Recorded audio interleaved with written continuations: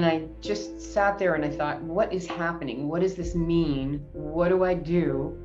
I don't understand how to deal with this, and I don't know what's going on.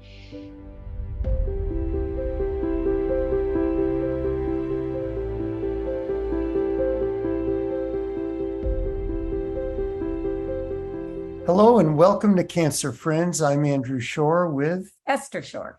And Susan is our newest cancer friend. So Susan, welcome from Cranston, Rhode Island. Thank you for being with us. Thanks so much. I appreciate you having me. So you have been a ALL, acute lymphoblastic leukemia patient. Mm-hmm. That's a big deal, and we're going to learn about that in your journey. But let's start before you were diagnosed with a blood cancer. What was life like for you in Cranston, Rhode Island? Yeah, good, very good. One of the things that I have always appreciated is that I've always felt very blessed that I had so many friends and family that were close by, a lot of things that my husband and I like to do together, very active. We spend as much time outdoors with every season that we have. We were having a good time. We sail, bicycle. I swam. I used to do lap swimming, Pilates. Not really good at it, but a friend of mine was guiding me through Pilates.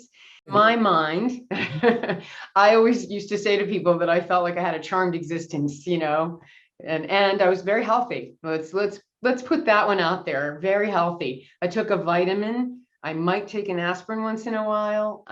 That was it. So let's frame that one up. What changed? So we're back in 2020, and it was coming into March. I was finding that I was having some difficulty doing the lap swimming. I was having trouble with really getting a good full breath, but it wasn't slowing me down completely. We were still biking. And we were working on the boat because we usually commission the boat to go in the water by April. So we were busy trying to get things ready and get some work done there. So it was about March. We also knew things were starting to get a little bit squirrely. We were hearing a lot about COVID. We were listening to different broadcasts, and we decided to take a real cautionary approach to everywhere we went and everything we did. It didn't matter because what ended up taking place is that it was May rolling into May, really the end of that April, I suddenly was at the point where I really couldn't get a good breath. I couldn't manage to lie down to sleep. I couldn't bicycle and breathe. I couldn't make the bed. And my husband said, you really have to get to the doctor. And of course, I knew that he was right. It was all of a sudden over the course of maybe 4 weeks, it just accelerated. And I thought, well, this is seriously wrong, because my grandmother had emphysema, and I was feeling like the way my grandmother used to be, and she was 90. So that's, a very different place. At any rate, go to the doctor. And I figured maybe I've got some virus and I'll get something that'll get me over the hump. And struggled to get, I should have probably known, because when I went in, she had me go in to take scans in the same building. And said, let's take some scans, we'll take a look. And the radiologist came out and handed me a disc and said, well, I think you should hang on to this. You're going to need it. Well, it never dawned on me that there should be a reason that she would do that. I just assumed it was the healthcare privacy type of thing. And so I took the disc. I managed to get myself back into the car. I'm sitting there trying to catch my breath when she called me, and she said, are you in the building? I said, no. She says, can you come back in the building? I said, I really don't think so. And she said, so you need to go to the hospital right now. You need to go to the emergency room. We're calling ahead to let them know you're coming. And it so happened that my husband was just down the street, because, as I said, we were working on the boat, and he came along and picked me up. We left the car. We drove. Thankfully, the hospital is very close to where we are. And he dropped me off at the ER, and that's when things went from there. So it was a really strange time, and things started rolling forward at that point. So Susan, so all of that happened shockingly all at once. Mhm. You acknowledged that we were right at the sort of lockdown stage of what is COVID. So Yeah. what happened to you and getting into the hospital, how did that impact what happened to you next and how it happened? And Yeah. diagnosed with an acute leukemia. Right. Yeah. Yeah. So when he dropped me off, the exterior of the ER was tented, and they would only allow me to go in. He couldn't come with me. So he drops me off. I go in, they check me. I then proceeded to sit in an emergency room cubicle for about 5 hours waiting for something to happen. The place was just bonkers. This is Rhode Island Hospital, which is one of the best hospitals in the region. It has an alliance with Brown University Medical School. And they also have, for oncology, they have a very close alliance with Dana-Farber out of Boston. So I waited and waited until finally they could put me into a room, and they still didn't know what this was. I was hearing from different people asking me different questions, trying to understand what was wrong, what was happening, what had I done, where had I been. And so at that point, they decided to keep me overnight. And I'm thinking, all right, I've never been in a hospital in my life. Now, I didn't have children. I married a man with 2 sons, and that's great. That's instant family. Not having ever been in a hospital, even to have children, I didn't have a clue what this was going to be about. I mean, the whole medical thing was completely different to me.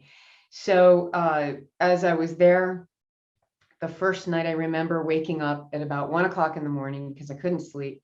And I just sat there and I thought, what is happening? What does this mean? What do I do? I don't understand how to deal with this. And I don't know what's going on.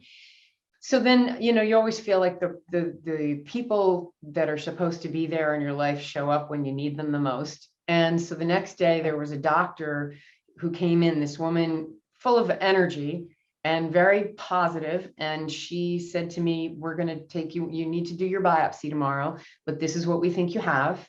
And she alluded to ALL. And, I'm thinking, I have no idea what that is. So of course I'm online Googling this, and at that point, I still was having trouble breathing, but I said, look, I have a biopsy scheduled tomorrow morning. I will be here, but I need to go home tonight. I need to go home and be in my house. I need to see my husband. I don't know what's going on.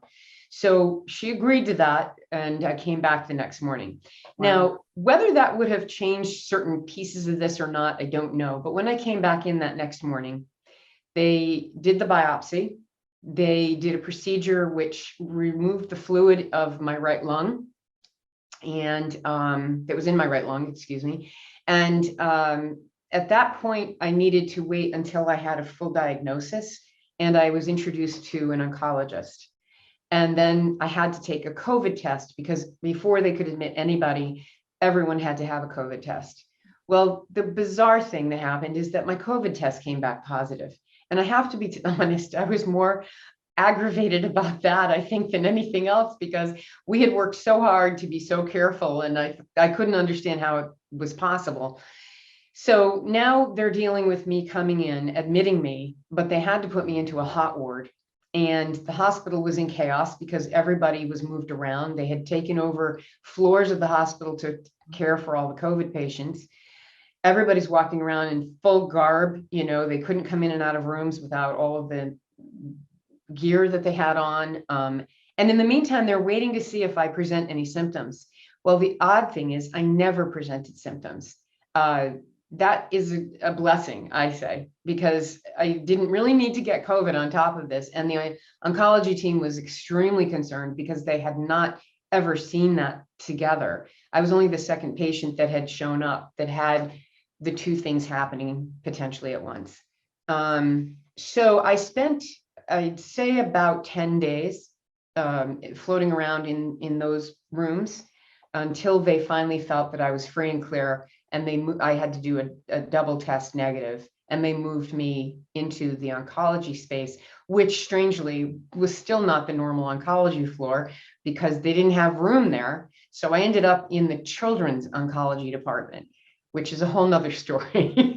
Let me just be clear on saying, because of COVID, nobody could visit you. And nobody could visit me. So this entire time that I've now been back in the hospital again, I'm by myself. Any conversations I have, it's just me. My husband, would be on the phone when we talked to the doctors if they had anything serious they needed to discuss, and any process or plan or any outcomes, we would bring him in on the phone. But the entire time I was there, I was by myself, and that started at I think May 4th, and I finally came out on May 27th. So And was during home. that time, Susan, how did you cope with that? I mean, Mm. tell us a little bit about how you managed that isolation and confusion about what was going on. Yeah. So I'm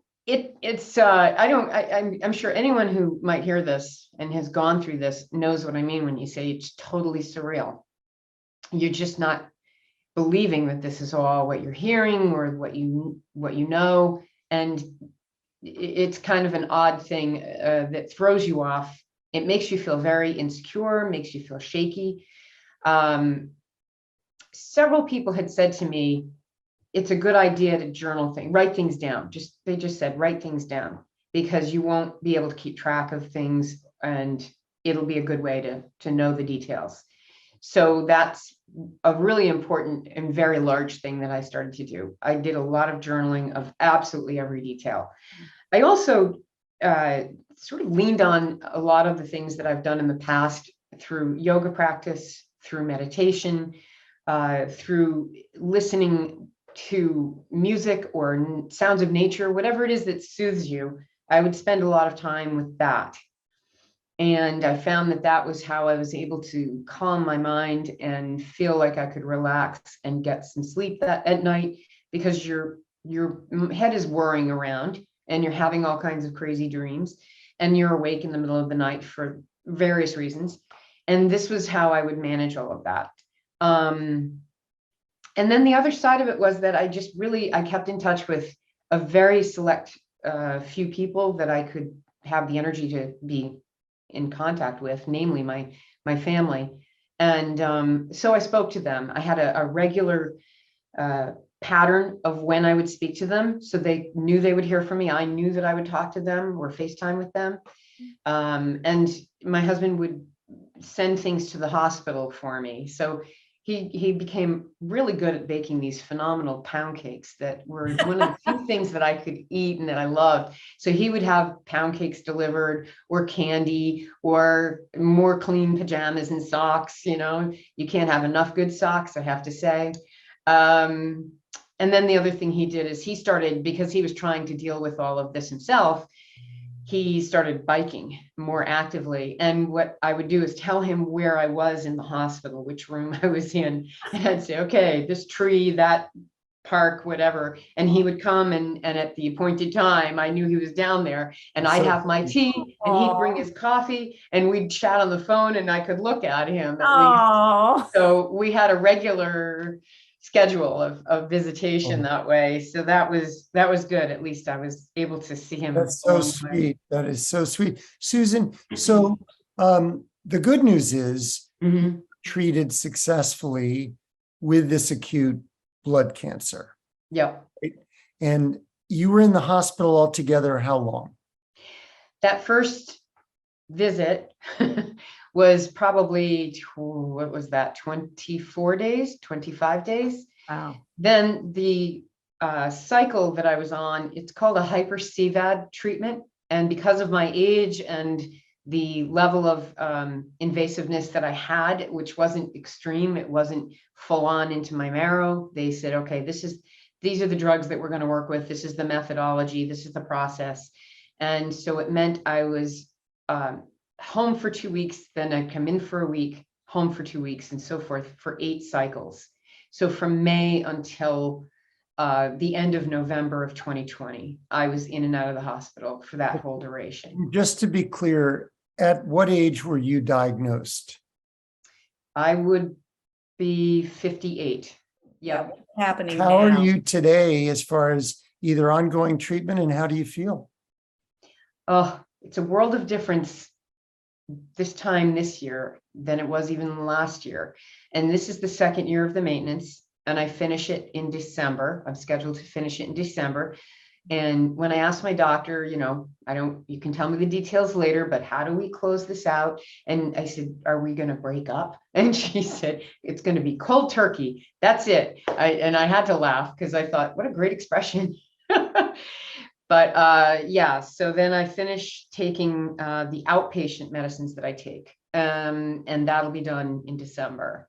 And I feel immensely better. I have highs and lows based on, any of the extra things they might need to give me along the way. They're part of this process.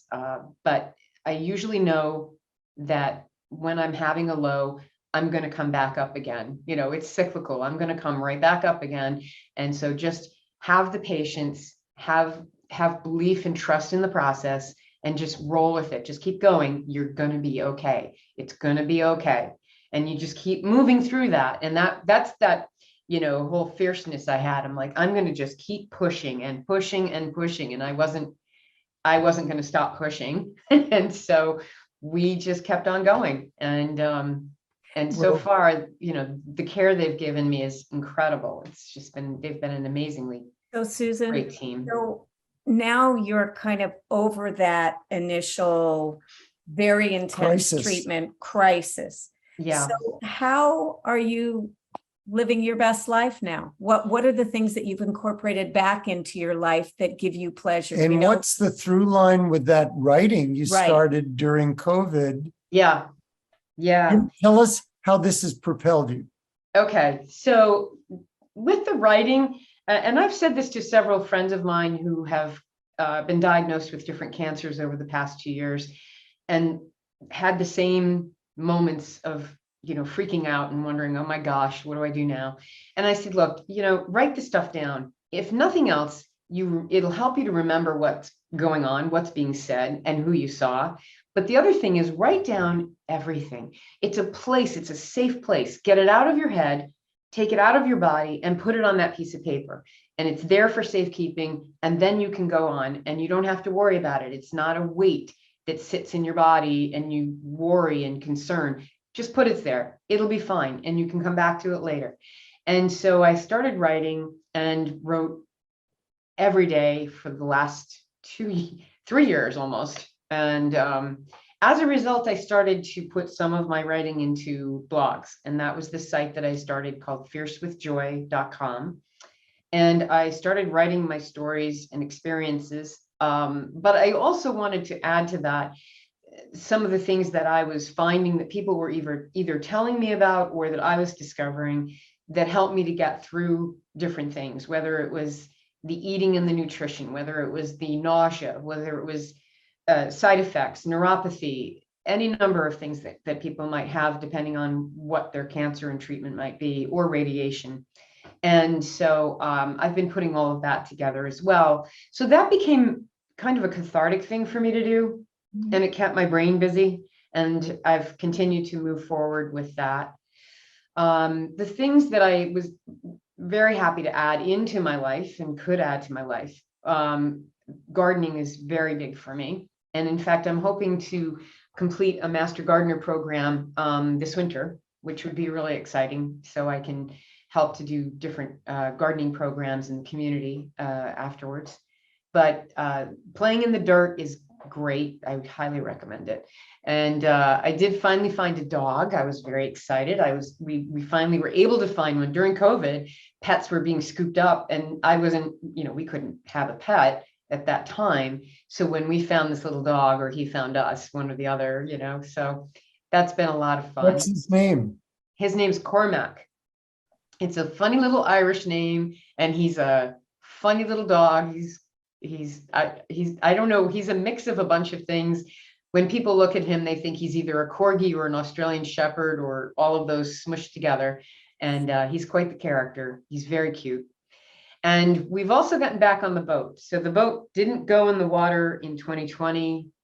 And we really didn't get out to the boat much last year. But this summer, we've had better opportunities to go and spend doing overnights or day sails, and we've brought the dogs, so that's been really nice. It's an amazing feeling to be out on the water and just feel the sun and the wind and be a part of all of that again. I've been doing a lot of water rowing. I have a water rower. So I started building in some exercise elements because the treatments really decimate you physically. And so I thought I've got to get some strength back, if nothing else. So I've started to do this rowing, and I only do a short number of minutes, but that's okay. I'm building it up. And then eventually I'll get back out on my bike. I Susan, won't, yeah. how would you describe the fullness of your life now, given that when you were in the hospital, you didn't know if you'd pass on? Yeah. You know where that really hit me the most was really that first admittance, when I really thought, is this it? Is this going to be it? It's amazing where your head goes. And so that's why I was so grateful that this doctor came in, and she just was like, nope, this is what I think we've got, and we have great success, and I'm going to connect you to this other woman oncologist. I've had all women caring for me. This has been spectacular and unusual. So this other oncologist was just like, yep, this is what we're doing. Here we go, and I thought, oh, this is just what I needed. I feel like I always appreciated my life. I never took it for granted. I never took any days for granted. But I feel like I have a different approach to how I want to spend my time and where.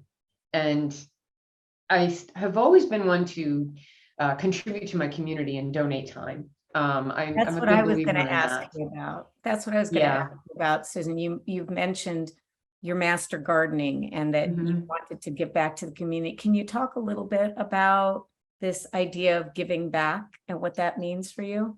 Yeah. So there are, well, we live in a historic community. Actually, my one of the houses that I grew up in is a 1700s house.